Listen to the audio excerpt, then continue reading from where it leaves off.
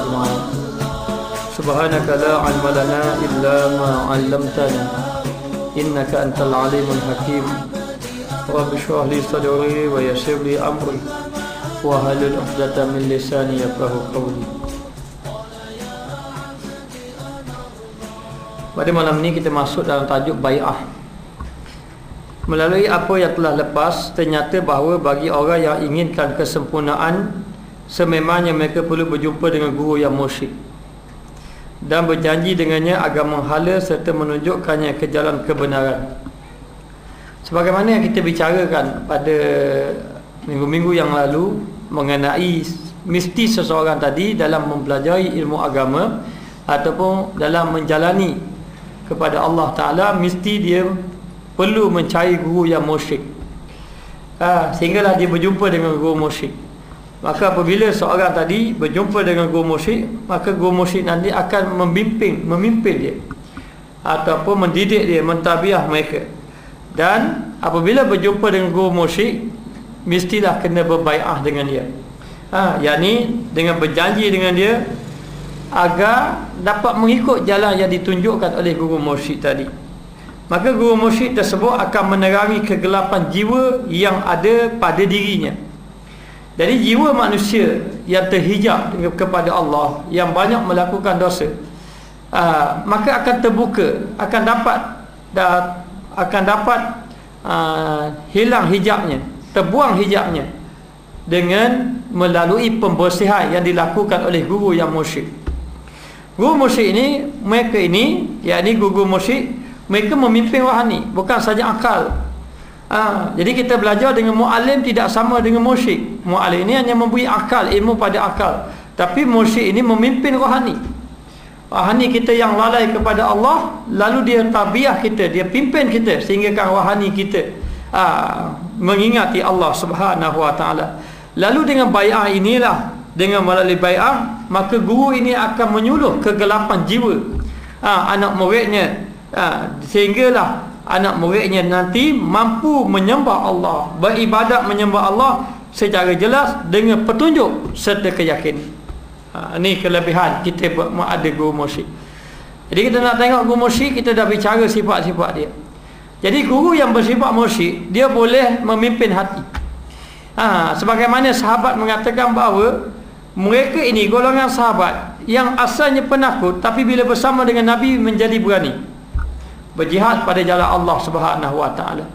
Yang asalnya mereka ini adalah orang yang kedekut, sayang pada harta, tapi apabila berjumpa Nabi, Nabi mentarbiyah hati mereka, akhirnya mereka menjadi orang yang pemurah, menginfakkan harta pada jalan Allah taala.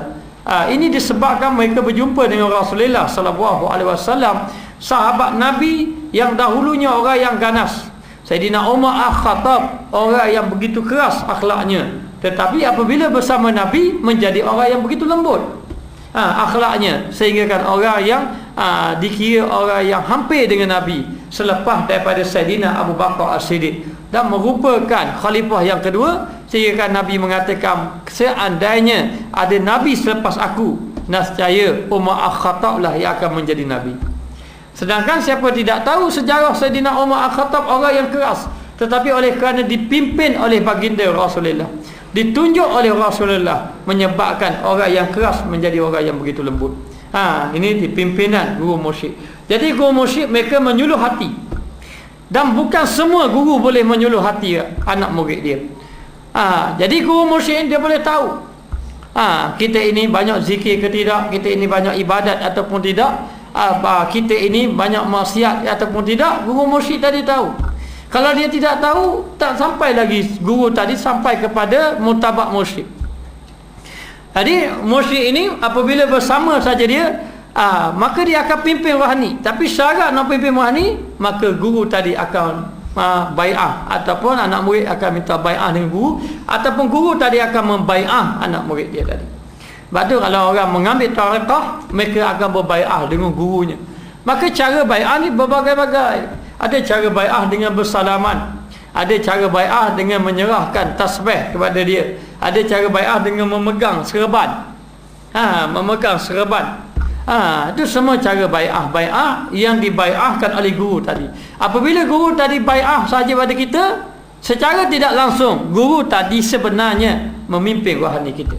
Guru yang kita berbai'ah dengan guru yang tidak berbai'ah tidak sama.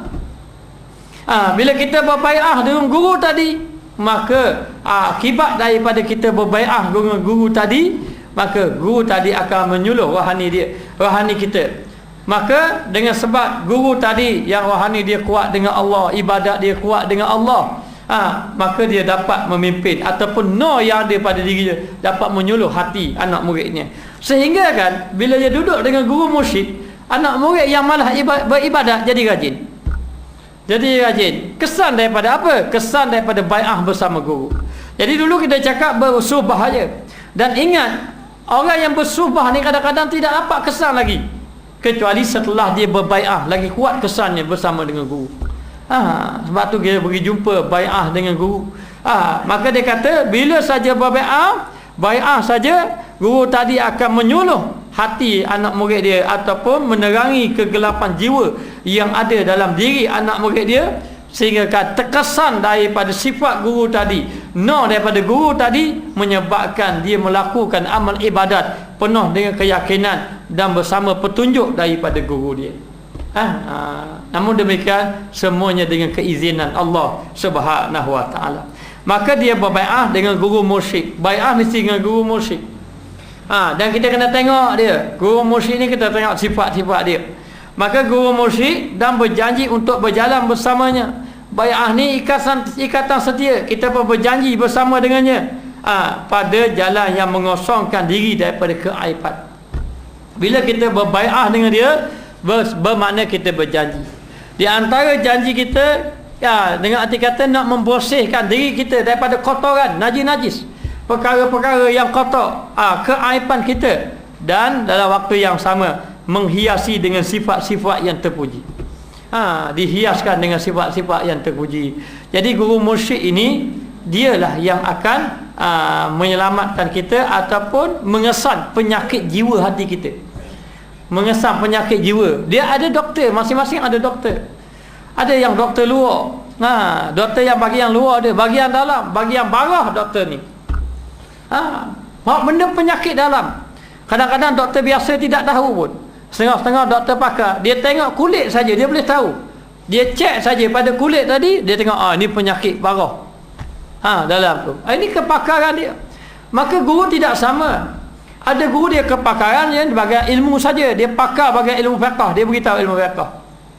Tetapi ada ilmu bukan saja sekadar akal, ada guru bukan saja sekadar akal, maka bahkan dia ini mengetahui dalaman hati anak-anak murid dia. Sehingga kan dia dapat baca anak murid dia ini tidak ikhlas lagi, lalu ditabiah macam mana cari ikhlas. Dia boleh tahu guru anak murid ini orang yang sombong akhlak dia, lalu dia mentabiah. Tapi kita ni bila bersama dengan guru, kita kena serah diri. Duduk bersama guru mursyid, kadang-kadang kita tak terfikir. Macam kita kata kepada macam Imam Al-Ghazali, nak belajar dengan guru dia tak suruh ajar pun, suruh basuh kandang kuda. Kenapa? Sebab guru dia telah melihat kamu ini sombong, jadi nak buang kesombongan tadi, dia suruh macam tadi. Ini cara pendidikan guru mursyid. Jadi guru ni dia tengok keadaan. Ada guru ataupun ulama ataupun orang alim, hanya alim istilah. Dia panggil yang pertama alim istilah. Alim istilah ni bagian istilah dia faham. Apa makna ni? Sabar maknanya begini. Syukur makna dia begini. Dia hanya mengetahui istilah. Alim bagian istilah. Ada guru yang alim bagian kaedah. Ni alim bagian kaedah ni, alim bagian kaedah ni. Ini bahagian kaedah macam ni. Okey, kalau masalah ni kaedah dia macam ni, masalah ni kaedah dia macam ni. Dia alim dari segi kaedah.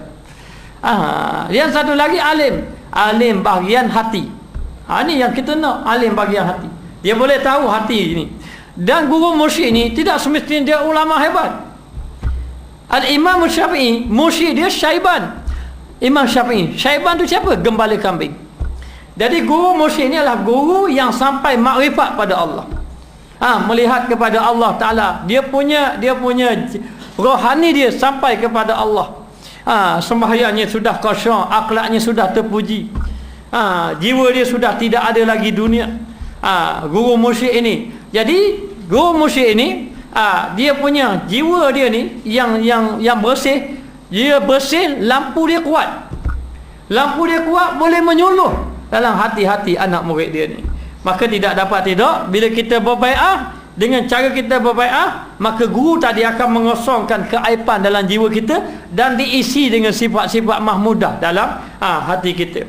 Jadi mencapai martabat rukun ihsan, sampai kepada ihsan, anta'budallaha ka'annaka tarahu fa illam takun tarahu fa innahu yaraka. Ihsan ni dia kata kamu beribadat seolah-olah kamu melihat Allah. Kalau kamu tidak mampu melihat Allah, Allah Ta'ala melihat kamu. Sampai kepada ikhlas kepada Allah. Guru yang memimpin kita. Kita tak jumpa guru tak ikhlas ibadat kita. Kita tidak berjumpa guru yang benar-benar memimpin kita, memimpin rohani kita, maka kita tidak akan sampai kepada Allah Subhanahu Wa Ta'ala. Ini diakui oleh ulama-ulama sufi.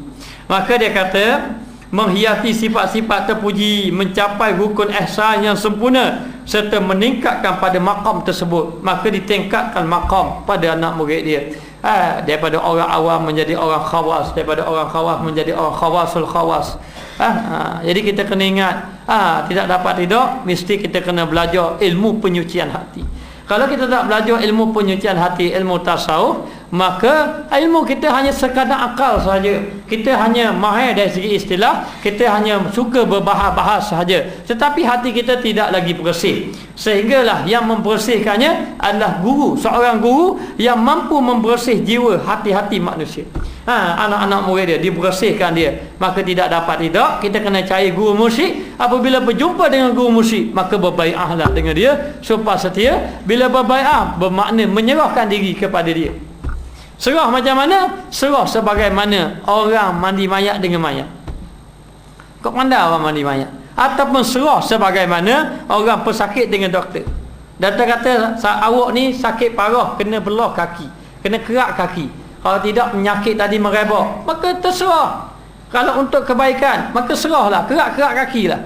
Serah macam tu. Ini ibarat orang yang menyerah guru, menyerah dirinya kepada guru musyrik.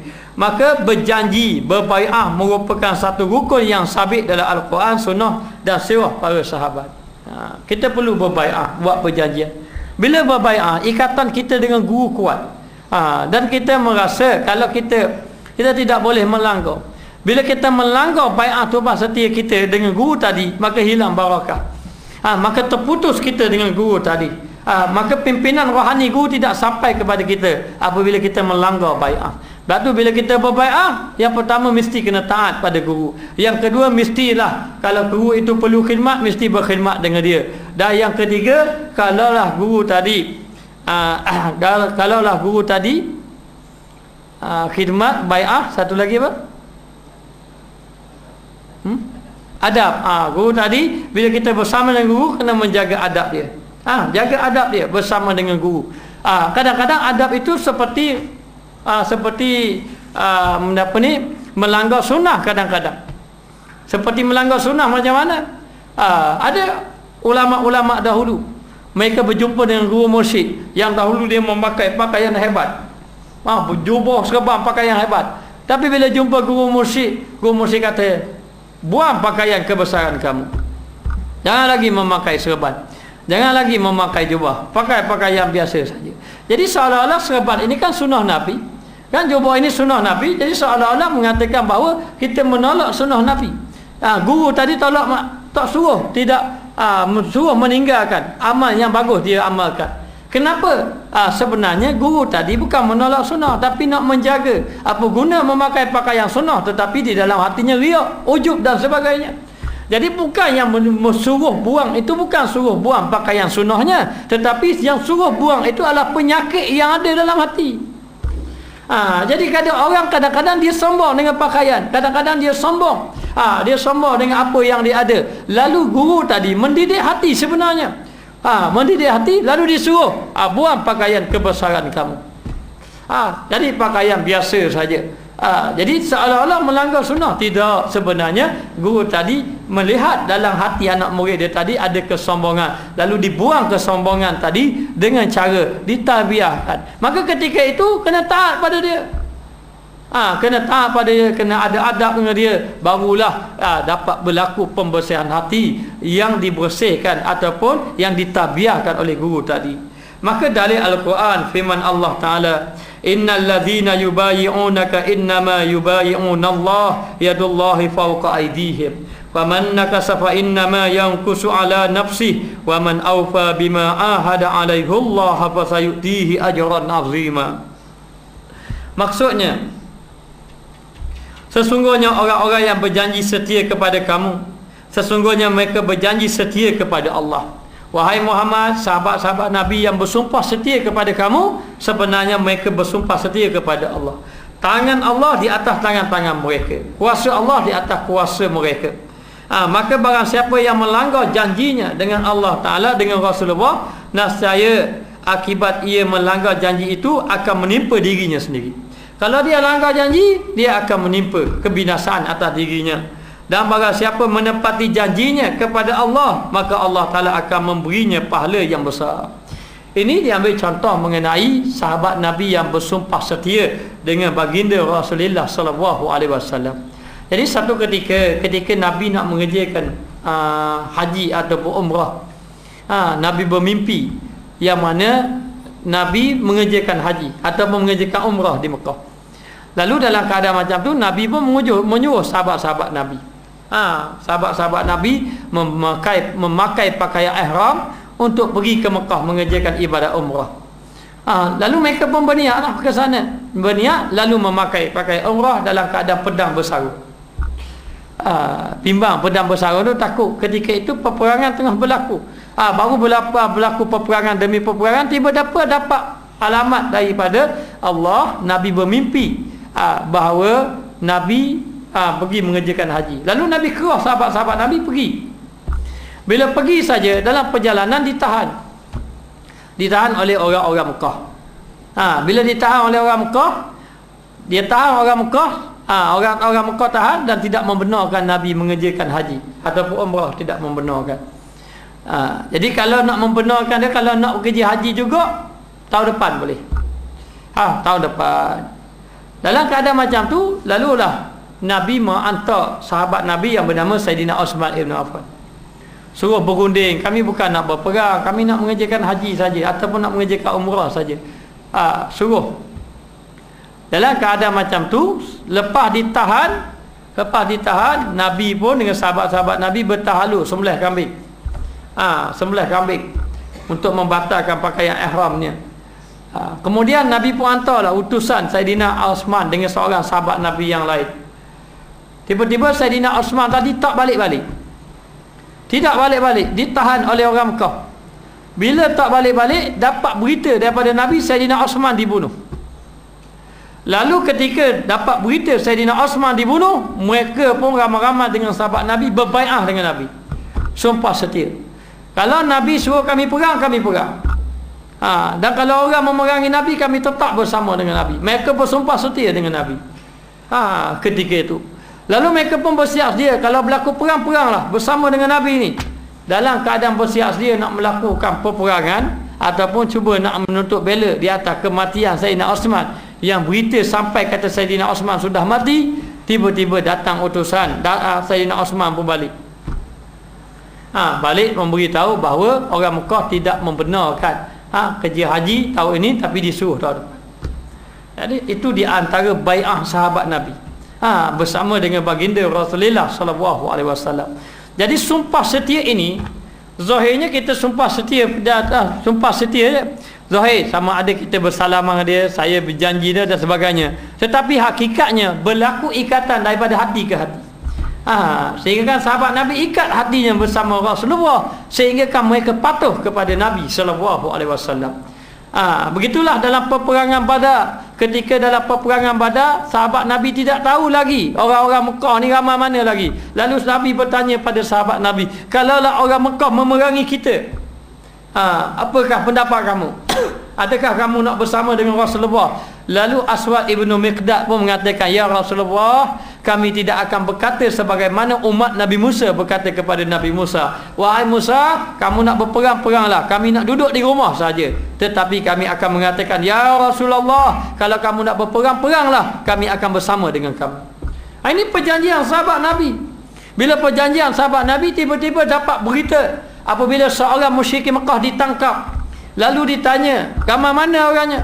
Oh, tak tahu gambar. Okey, baik. Kalau gambar, sekali makan berapa ekor sembelih? Sembelih unta berapa ekor? Lalu disebut 3 ekor, 2 ekor, tak ingat, dia sembelih. Lalu Nabi kata, kalau dia sembelih 3 ekor sebagai contoh, maka orang tu lebih kurang dalam 1000 orang. Lebih kurang dalam 1000 orang. Lalu lah sahabat Nabi baru tahu 1000 orang. Tapi Nabi sudah tanya kepada mereka, apa pendapat kamu kalau berlaku peperangan? Sahabat Nabi mengatakan, kami tetap bersama Rasulullah. Lalu mereka tidak lari, seorang pun tidak lari. Kerana apa? Kerana sudah diikat bai'ah bersama dengan Rasulullah sallallahu alaihi wasallam. Jadi bila kita belajar, yang pertama mesti kita kena cari guru yang memimpin kita. Kita tak boleh belajar balik macam tu sedangkan rohani kita tidak dipimpin. Kita kena cari guru yang memimpin rohani kita, ataupun kita kena mencari guru yang benar-benar menunjuk jalan kita pada jalan Allah Subhanahu wa taala dalam melakukan amal ibadat untuk mencapai makrifat kepada Allah. Dan apabila berjumpa dengan guru, maka berbai'ahlah dengan dia. Bila kita berbai'ah dengan guru, kita kena menyerah diri kepada guru kita. Apa saja guru kita kerah kita, apa saja guru kita suruh buat kita untuk memimpin rohani kita, hendaklah kita patuh, hendaklah kita taat, dan hendaklah kita menjaga adab dengan dia. Maka apabila bai'ah yang sebenarnya adalah kepada Allah Subhanahu wa taala, Allah Taala memberi peringatan agar jangan melanggar dan membatalkannya. Apabila kamu sudah berbai'ah dengan guru, apabila kamu sudah bersama dengan guru tadi, maka jangan kamu membatalkan dia. Wa aufu bi ahdillahi idza ahadtum wa la tanqudul aiman wala tanqudul aymana ba'da tawkidiha wa qad ja'altumullaha 'alaikum kafila. Maksudnya, dan tepatilah perjanjian dengan Allah. Tepatilah perjanjian dengan Allah. Mereka berjanji dengan Rasul. Perjanjian dengan Rasul bermakna perjanjian dengan Allah.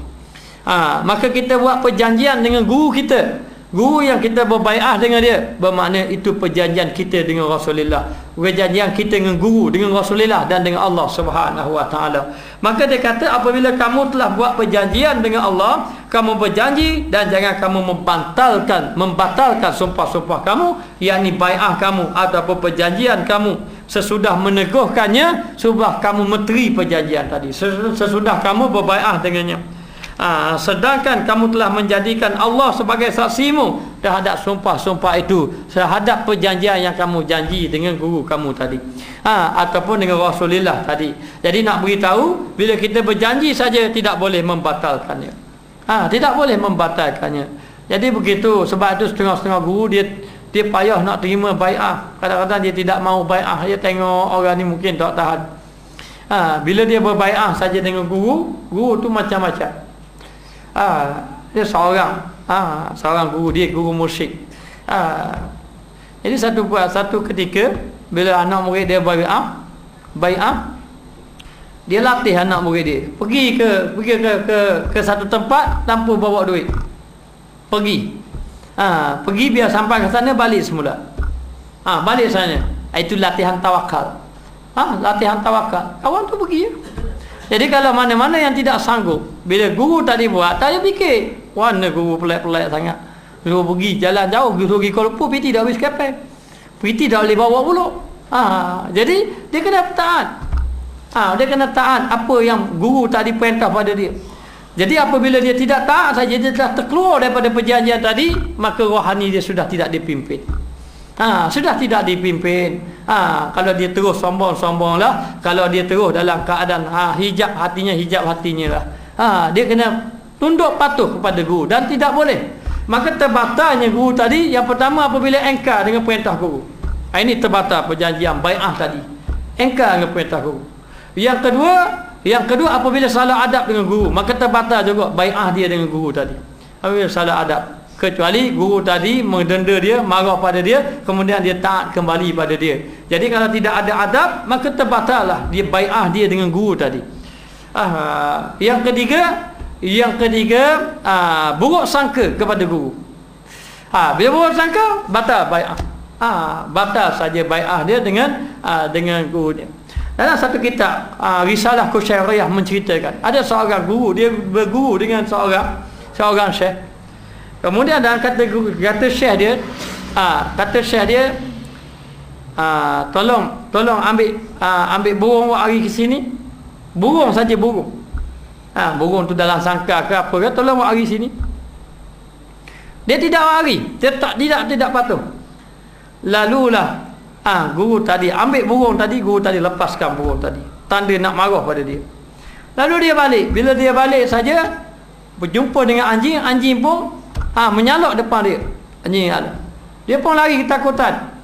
Kemudian berjumpa dengan salah seorang anak murid ataupun kawan seperguruan dengan dia. Kawan dia mengatakan, dia kata siapa yang tidak menjaga adab dengan guru, maka Allah Ta'ala akan hantarkan sesuatu yang menyakiti hati dia. Bila tidak ada adab dengan guru, maka Allah Ta'ala hantar satu perkara yang menyakiti hati dia. Seperti anjing yang kamu tadi, yang disalak kamu oleh anjing tadi, mungkin disebabkan kerana kamu tidak patuh dengan guru tadi. Jadi tidak dapat tidak, ini berlaku apabila berlakunya anak murid yang sudah berbai'ah dengan guru. Jadi kita nak tengok guru tadi benar. Kalau guru tadi guru benar, kalaulah anak murid tadi salah adab dengan guru, akan berlaku sesuatu yang tidak baik pada diri dia. Ini tanda guru tadi benar. Ataupun apabila saja anak murid tadi lari daripada guru tadi dalam keadaan guru tadi tidak meradai dia, kehidupan dia dalam keadaan kehidupan yang tidak sempurna. Ini menandakan bahawa guru yang dia belajar tadi adalah guru yang benar. Jadi kalau kita duduk dengan guru tadi, kita tengok kesan daripada dia duduk, kita belajar dengan dia, memberi kesan kepada hati, memberi kesan kepada akhlak, memberi kesan kepada amal ibadat kita. Dan kita telah melihat orang-orang yang tidak ada adab dengan dia, memberi kesan yang buruk dalam kehidupan dia, ataupun orang-orang yang lari daripada kehidupan dia, lari dalam keadaan tidak berjumpa, ataupun dalam keadaan kehidupan yang tidak baik, tidak sempurna kesan daripada. Bermakna kalau kamu jumpa guru macam tu, duduklah bersama dengan dia, kerana guru tadi ada barakah pada dirinya, dan guru tadi adalah ada kebaikan pada dirinya.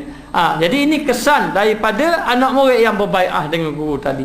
Jadi sebab itu berguru saja, berbai'ah ini suku pula. Sebab tu ada guru mengatakan bahawa kami ada dua golongan anak murid. Satu golongan anak murid umum, satu golongan anak murid khusus. Dan apa beza anak murid umum dengan anak murid khusus? Dia kata anak murid umum kami menyampaikan ilmu, mereka boleh mendengar saja, boleh menerima dan boleh beramal mengikut keadaan yang mereka dapat. Tetapi anak murid khusus, orang yang kami telah bai'ahkan kepadanya, dan orang yang kami sentiasa mengambil berat tentang dirinya, dan kami sentiasa mentadbiyah hatinya.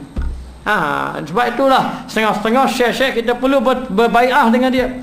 Bila berbai'ah dengan dia, dia akan memimpin rohani kita. Kesan dia macam mana? Guru yang kita berbai'ah, kalau guru tadi orang yang kuat sembahyang malam, kadang-kadang kesan daripada kita berbai'ah dengan dia menyebabkan kita mudah bangun sembahyang malam.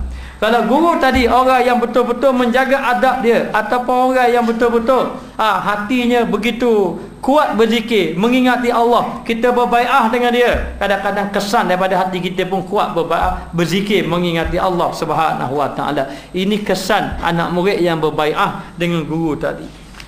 Maka dulu kita belajar mengenai mesti cari mursyid. Yang kali ini kita belajar bila berjumpa mursyid, berbai'ahlah dengan mursyid tadi. Baik, dia kata wa aufu bil ahdi innal ahda kana mas'ula, dan tunaikanlah janji, sesungguhnya janji itu pasti disoal. Apabila kamu berbai'ah dengan guru tadi, nanti kamu akan disoal di hadapan Allah Subhanahu Wa Taala. Kata guru saya, anak murid memang ada dua, satu umum, satu khusus. Yang kamu bai'ahkan padanya akan dipertanggungjawabkan di hadapan Allah. Adapun yang umum tadi tidak dipertanggungjawabkan. Jadi kamu kena bai'ah pada anak murid kamu, tetapi apabila kamu berbai'ah, hendaklah kamu memimpin mereka. Maka anak murid yang dibai'ah tadi mesti sanggup terima ditegur. Kena tegur, kena marah, kadang-kadang disuruh buat kerja yang tidak munasabah. Asyibli disuruh minta sedekah 4 tahun, 5 tahun, cukup 4 tahun tambah lagi, kan tak munasabah juga kadang-kadang. Tapi disuruh, tetapi apabila dah betul-betul ikhlas pada Allah, terima. Terima dalam keadaan macam tu, maka tidak dapat tidak, mesti kena bai'ah. Dan guru tadi yang taraf mursyid ataupun taraf yang boleh memimpin rohani, kita tidak boleh menderhakai dia. Minyak Syekh Abdul Qadir Jalani kan, satu ketika dia ini wali Allah. Dia mengatakan semua wali-wali Allah berada di bawah tapak kaki aku. Lalulah datang wali-wali Allah, tok guru Syekh kata, wahai Syekh Abdul Qadir Jalani, ambillah kakimu letaklah di belakang, di atas tengkukku. Siapa gitu sekali? Lalulah dalam keadaan itu mereka pun tunduk, ambillah kakimu letak di atas tengkukku. Sebab Syekh Abdul Qadir Jalani mengatakan semua wali-wali berada di bawah tapak kaki aku. Lalu wali-wali lain menghadap, Syekh tok guru menghadap, letakkan, tundukkan kepala, wahai Syekh Abdul Qadir, ambilkah kakimu letaklah di belakang kepala aku, di atas tengkuk aku. Sanggup buat gitu? Sanggup buat gitu? Ni wali-wali ni duduk di bawah Syekh Abdul Qadir Jalani. Lalu ada seorang tok guru besar, dia seorang tamu bai'ah Syekh Abdul Qadir. Tamu bai'ah satu, kemudian merasakan dia ini hebat pada Syekh Abdul Qadir Jalani. Dia tidak mau berbai'ah. Lalu Syekh Abdul Qadir tengok dia seorang je tidak mau berbai'ah. Baik, lalulah orang tadi dia tidak mau berbai'ah bermimpi. Syekh tadi bermimpi dia menyembah patung berhala. Mimpi menyembah patung berhala di suatu tempat. Lalu pagi besoknya dia pun bila bangun dia pun ajak anak murid dia. Dia ajak anak murid dia ramai-ramai, mari kita pergi satu tempat. Tempat mana? Tempat dia tengok dalam mimpi, tempat ni rasa-rasa kenal. Dan dalam mimpi tadi tempat tu dia menyembah patung berhala. Nak tengok tempat mana? Dia pun bawa anak murid. Anak murid tak tahu. Jumpa sebuah rumah besar, rumah Malik. Lalu diketuk pintu. Bila ketuk pintu, keluar buka pintu tadi, tengok wanita yang cantik. Wanita yang cantik. Ini Syekh besar ni. Cantik. Bila dia tengok tu, terpegun dia dengan kecantikan wanita tadi. Lalulah dalam keadaan macam tu, dia pun kata dia cinta lalu pada perempuan tadi. Terkejut anak murid. Warna Tok Guru. Tok Guru penuh janang tu. Dalam keadaan terkejut anak murid ramai-ramai. Dia pun, lalu pun orang perempuan tutup pintu. Dia pun tunggu dekat pintu. Tak ada lah. Anak murid kata, wahai Tok Guru, mari kita balik. Tak nak balik. Aku nak juga ni. Jadi anak murid pujuk-pujuk balik tambah dah. Akhir kali anak murid dia balik. Tinggal dia seorang. Bila tinggal dia seorang, perempuan tadi buka pintu. Bila buka pintu, dia kata, aku ingin kahwin dengan kamu. Nak kepada perempuan tadi. Perempuan tadi mengatakan, kalau benar kamu inginkan aku, kalau benar engkau cintakan kepada aku ingin kamu menyembah patung berhala dalam rumahku. Itu mimpi dia tu. Nyembah patung berhala. Lalulah dia kata sanggup sembah patung berhala. Sanggup. Dia pun masuk dalam rumah tadi, sembah patung berhala. Benar mimpi yang dia mimpi, dalam mimpi dia sembah patung berhala. Lalulah Syekh tadi sembah patung berhala. Bila sembah saja patung berhala, akhir sekali dia pun nak pada perempuan, dia ajak kahwin. Perempuan tadi kata begini, kalau kamu nak betul-betul kepada aku ingin jadikan kamu ni hamba pada aku. Tak apa, jadi hamba. Hari ni aku nak suruh kamu pecah pakaian-pakaian kebesaran kamu. Dia datang dengan pakaian Syekh dia dua. Pecah pakaian kebesaran kamu. Aku nak suruh kamu menjaga, duduk dekat kandang babi. Duduk dekat kandang babi tu, jaga babi di sana. Dia pun pergi, sanggup pergi jaga kandang babi. Dia jaga kandang babi dia situ. Anak murid dia lari habis, semua lari, tak ada seorang dah. Kemudian anak murid ramai-ramai berjumpa dengan Syekh Abdul Qadir Jalani. Lalu menceritakan keadaan gurunya. Lalu guru dia marah kepada anak muridnya. Kenapa kamu tinggalkan guru kamu? Selamatkanlah guru kamu yang selama ini kamu mendapat kebaikan daripada dia. Dia telah menyedarkan kamu. Tetapi apabila dia pula tersesat, kamu tinggalkan dia. Sedangkan dahulu ketika kamu sesat, dia menolong kamu. Syekh Abdul Qadir marah pula anak murid ramai-ramai. Pergilah kamu kepada dia. Kenapa jadi macam ni? Susah hati sekali. Mengatakan inilah akibat kesombongan apabila dia tidak mahu berbai'ah kepada Syekh Abdul Qadir Jalani. Orang lain, siapa wali tak, wahai Syekh Abdul Qadir Jalani, letakkan kakimu di atas tengkukku. Tapi dia tak dengan kesombongan dia. Tidak mahu iktiraf Syekh Abdul Qadir Jalani. Lalu Syekh Abdul Qadir Jalani kata, kamu pergilah kepada guru kamu dan ketahuilah guru kamu sekarang ini telah menjadi hamba kepada wanita tadi, wanita itu, dan dia sekarang ini berada di kandang babi, kandang khizi, tubuhnya berlumuran dengan najis, dengan najis. Selamatkanlah diri dia. Kamu pergi di sana dan kamu minta doa beramai-ramai di hadapan guru kamu, dan aku di sini akan mendoakan untuk dia, kata Syekh Abdul Qadir Jalani. Lalu anak murid dia ramai-ramai pun pergi, ternyata benar kata Syekh Abdul Qadir Jalani yang bahawa gurunya duduk di kandang babi. Dia pun duduk kat kandang babi ramai-ramai tu, tengok tok guru dia, lalu dia berdoa pada Allah Taala. Ramai-ramai anak murid dia, ramai-ramai. Di waktu yang sama Syekh Abdul Qadir Jalani pun berdoa supaya Allah Taala beri pertolongan kepada dia, beri hidayat kepada dia kembali. Lepas daripada tu anak murid berdoa ramai-ramai dekat kandang babi tu, Syekh Abdul Qadir berdoa, dia pun terkejut. Kenapa aku jadi macam ni? Dia pun cepat-cepat membersihkan pakaian tubuh dia tu, pergi balik cepat-cepat pakai pakaian yang biasa semula, meninggalkan wanita tadi, akhir sekali pergi menghadap Syekh Abdul Qadir Jalani.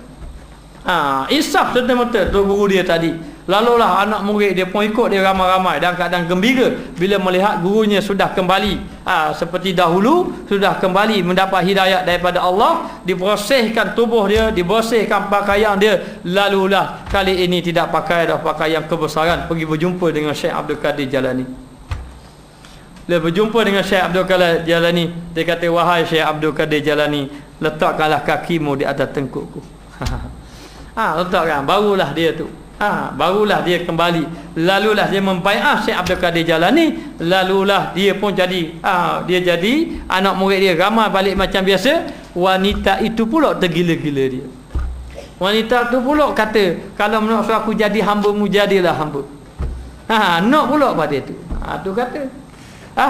Jadi akhir kali bila dah tu, orang puan tadi tergila-gila dia, barulah dia sedar insaf kerana dia mencela Syekh Abdul Qadir Jalani ataupun tidak mengiktiraf ataupun tidak berbai'ah dengan Syekh Abdul Qadir Jalani. Itu sebagai contoh. Maka dalil sunnahnya, sesungguhnya janji dan bai'ah yang terdapat dalam sunnah yang suci bukan hanya dilakukan dalam satu bentuk talqin yang tertentu saja, bukan sekadar talqin. Saya cuba jumpa dengan Syekh Yusuf Al-Hazani, minta bai'ah kepadanya dalam tarikat Sazuliyah. Dia pun pegang, minta, dia kata, Syekh kamu siapa? Dia ada sahabat saya kata, kita ambil tarikat Syatariah, ada Syekh kami begini-begini. Kata Syekh Yusuf Hasan katakan bahawa memadailah dengan satu Syekh saja. Jadi sebenarnya kita minta dulu bai'ah, lalu dia suruh dia ambil serban, kita pun pegang di serban dia ramai-ramai yang diberi bai'ah, lalu ditalqinkan kalimah la ilaha illallah. Dia suruh ikut, kita pun ikut la ilaha illallah. Lepas tu dia bacaan, apa yang dibaca kita pun ikut. Kemudian kita dah kira berbai'ah mengambil tarikat Syazuliyah dengan dia. Selepas daripada tu, barulah orang pun tanya, dah bagaimana? Kami dah pegang tarikat lain. Dia kata kalau macam tu memadai dengan satu syekh saja. Ambil dengan satu syekh saja daripada dua syekh. Ataupun kalau nak beramal dengan dua tarakah pun boleh. Tidak ada masalah. Tapi yang paling penting istiqamah dalam mengamalkan zikir yang telah ditalqinkan. Tapi bukan sekadar talqin saja bai'ah. Ia juga bukanlah dikhususkan pada satu-satu kumpulan daripada kalangan orang Muslim. Akan tetapi di dalam sunnah janji dilakukan secara menyeluruh di antara bai'ah golongan lelaki. Boleh khusus, boleh secara menyeluruh.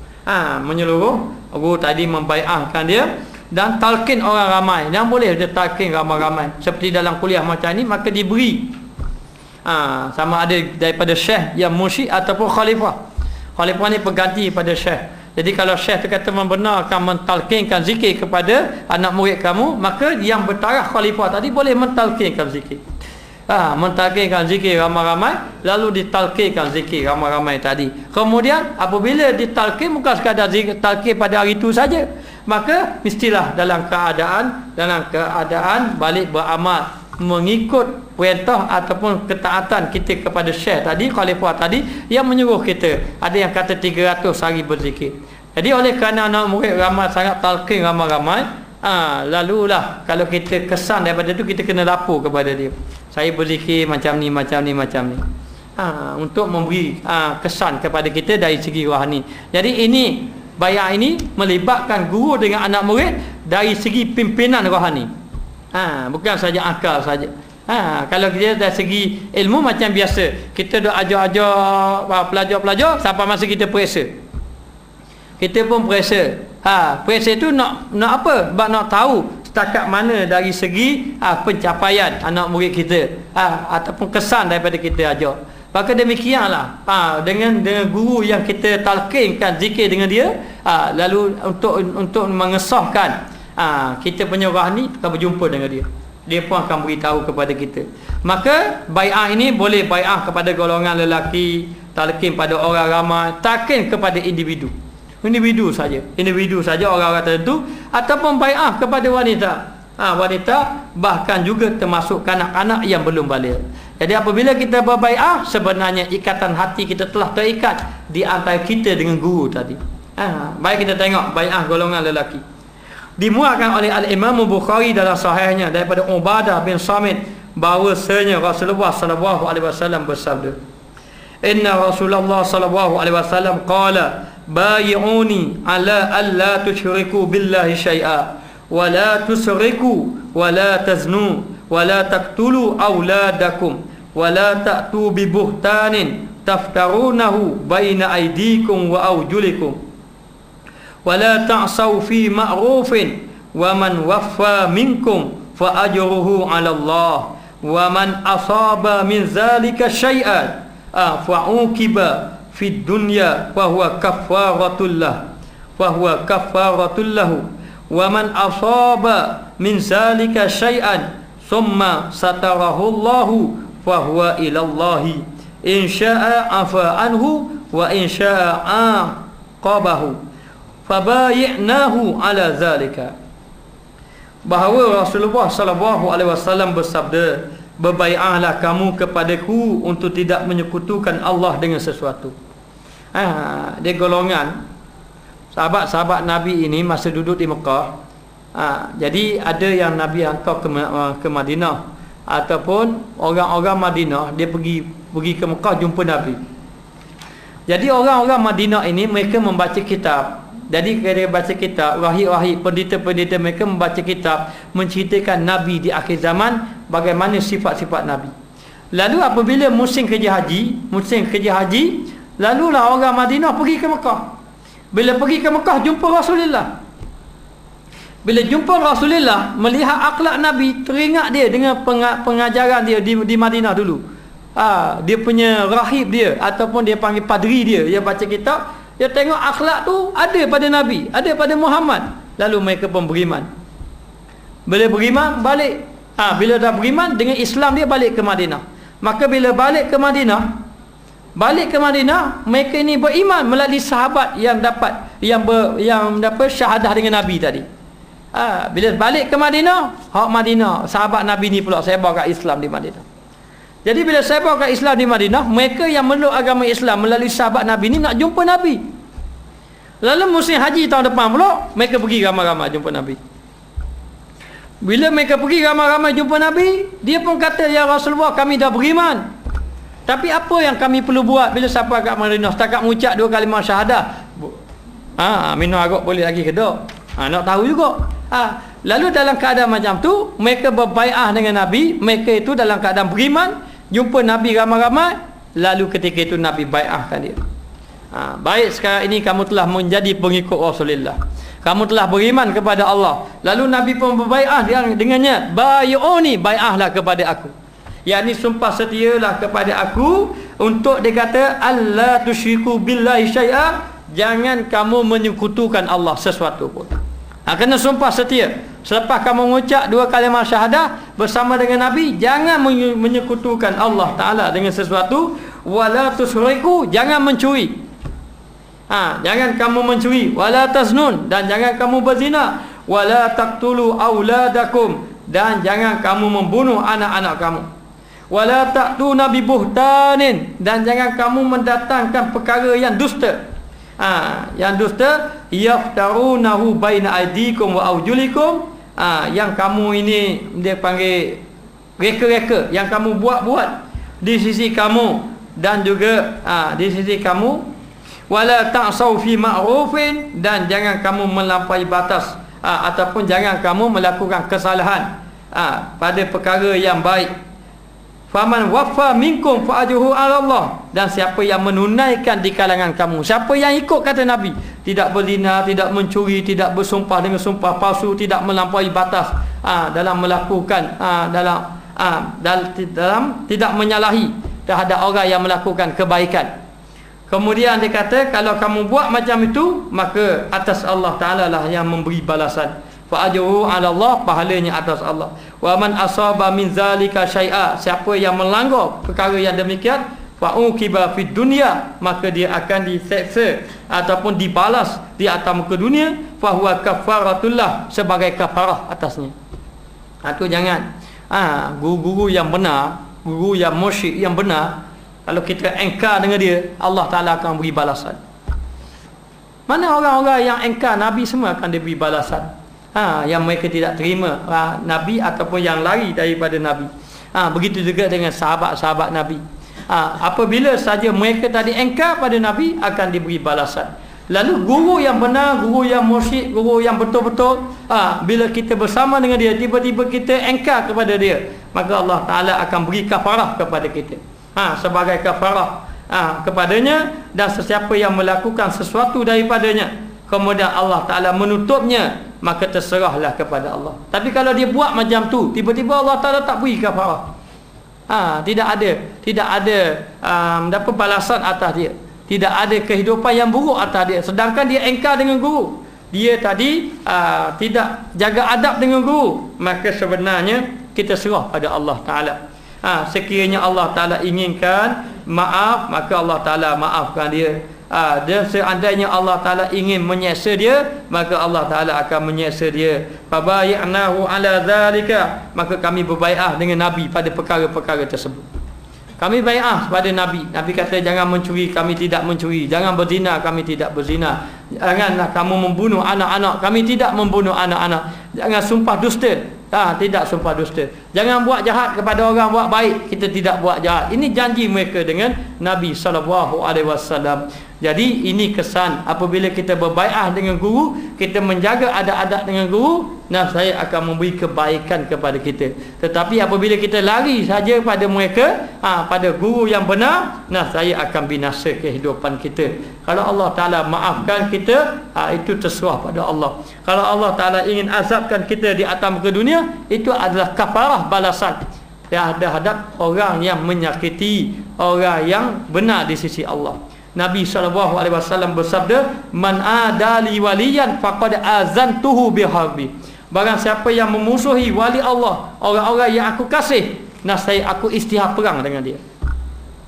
Sebab tu kita dilarang menghina ulama, kita dilarang menghina orang-orang yang soleh, kita dilarang menyalahi orang-orang yang benar dengan Allah. Kerana orang yang menyakiti mereka serupa menyakiti Nabi. Orang yang menyakiti Nabi, ini menyakiti Allah Subhanahu Wa Taala. Orang yang engkar dengan guru yang benar, bermakna dia engkar dengan Nabi. Orang yang engkar dengan Nabi, bermakna dia engkar dengan Allah Subhanahu Wa Taala. Maka tidak dapat tidak, kita kena bersama dengan guru yang benar, yang memimpin rohani kita. Dan siapa yang ikut dengan guru yang benar, mereka berbai'ah dengan guru yang benar, kemudian bersama dengan guru ini, nascaya mereka akan dipimpin rohaninya, akan sampai kepada Allah Ta'ala. Jadi untuk kita nak selamat dalam kehidupan ibadat kita kepada Allah, yang pertama carilah guru mursyid, yang kedua berbai'ahlah dengan guru mursyid, barulah kita berjumpa jalan untuk sampai kepada Allah Subhanahu Wa Ta'ala.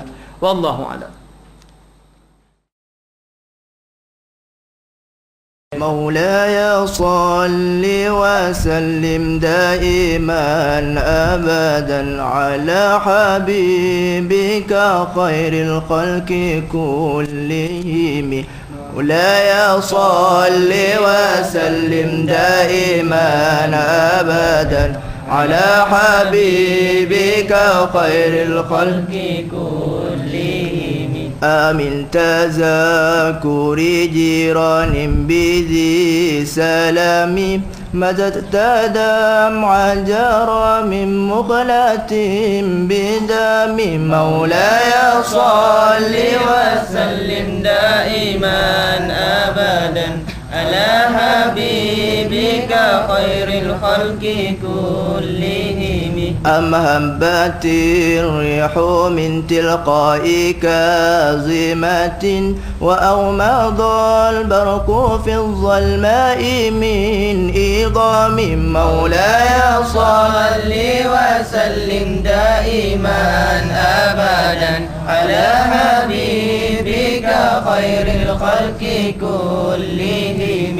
فما لعينك إن كنت كفوفا همتا وما لقلبك إن كنت تستفيق يا هم مولاي صل وسلم دائما أبدا على حبيبك خير الخلق كلهم. أيحسب الصب أن الحب منكتم ما بين منسجم منه ومضطرم مولاي صل وسلم دائما أبدا على حبيبك خير الخلق كلهم. لولا الهوى لم ترق دمعا على طلال ولا أريقت لذكر الباني والعلام مولاي صل وسلم دائما أبدا على حبيبك خير الخلق كلهم. فكيف تنكر حبا بعدما شهدت به عليك عدل الدمع والسقام مولاي صل وسلم دائما أبدا على حبيبك خير الخلق كلهم. وأثبت الوجد قطع عبرة وضنا مثل البهار على خديك والعلام مولاي صل وسلم دائما أبدا على حبيبك خير الخلق كلهم. نعم سرى الطيف من أهوى فأرقني والحب يعترض اللذات بالآلام مولاي صل وسلم دائما أبدا على حبيبك خير الخلق كلهم. يا لائمي في الهوى العذري معذرة مني إليك ولو أنصفت لم تلوم مولاي صل وسلم دائما أبدا على حبيبك خير الخلق كلهم. أدتك حالي على سري بمستتر عن الوشاة ولدئ بمنحسم مولاي صل وسلم دائما أبدا على حبيبك خير الخلق كلهم. طالما الأشكر رامي يا نور الوجود طالما الأشكر رامي يا نور الوجود وأنادي يا يتهامي يا معدن الجود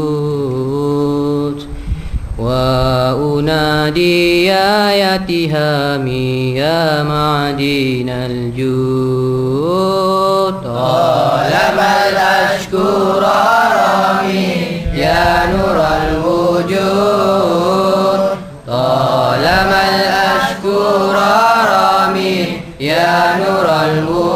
الوجود وأنادي يا يتهامي يا معدن الجود وأنادي يا يتهامي يا معدن الجود بنيت الأقصى مرامي أحظى بالسهول بنيت الأقصى مرامي أحظى بالسهول وأرى باب السلام يا زكي الجدود وأرى باب السلام يا زكي الجدود طالما الأشكر رامي يا نور الوجود طالما الأشكر رامي يا نور الوجود وأنادي يا يتهامي يا معدن الجود وأنادي يا يتهامي يا معدن الجود يا طراز الكون إني عاصم منتهى يا طراز الكون إني عاشق منتهى مورم والمدح فني يا بدر التمام مورم والمدح فني يا بدر التمام طالما الأشكر رامي يا نور الوجود طالما الأشكر رامي يا نور الوجود وأنادي يا يتهامي يا معدن الجود وأنادي يا يتهامي يا معدن الجود يا سراج الأنبياء يا علي الجناح يا سراج الأنبياء يا علي الجناح يا إمام الأتقياء إن القلب زاد يا إمام الأتقياء إن القلب زاد طالما الأشكر رامي يا نور الوجود طالما الأشكر رامي يا نور الوجود وأنادي يا يتهامي يا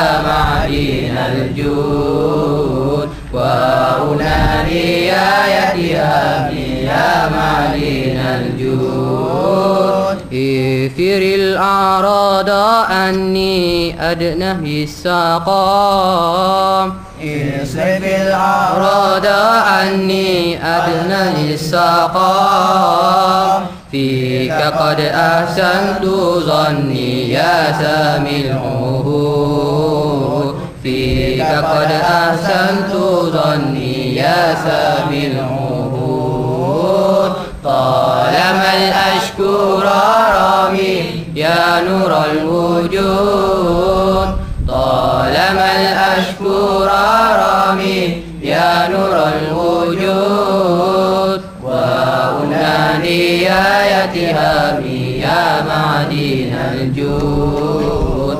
وأنادي يا يتهامي يا معدن الجود النبي صلوا عليه صلوات الله عليه وينال البركات كل من صلى عليه النبي صلوا عليه صلوات الله عليه وينال البركات كل من صلى عليه النبي صلوا عليه صلوات الله عليه وينال البركات كل من صلى